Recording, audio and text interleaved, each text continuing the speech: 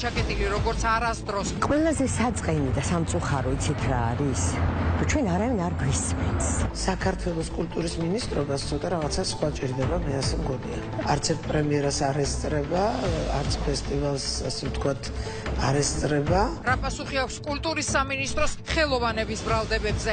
აბსოლუტურად უპასუხისმგებლო განცხადებებია, რომელიც არანაირად არ შეესაბამება სიმართლეს. უნდა აფინანსებდეს თუ არა ბიუჯეტი უცხოელი მომღერლების ჩამოყვანას და კონცერტებს მაშინ, როცა ქართველ ხელოვანებს თავის გატანა უჭირთ. დღეს პრიორიტეტში ბადრი ბაგრატიონ გრუზინსკი, გოგა პიპინაშვილი, ნიკუშა შენგელაია, ბესო ზანგური, ქეთი დოლიძე, შოთა კალანდაძე, მერაბ ჭიქაშვილი, მარიკა სამანიშვილი, ფოლკლორის ცენტრის დირექტორი გიორგი დონაძე, ხელისუფლების სახელით კულტურის მინისტრი მიხეილ გიორგაძე.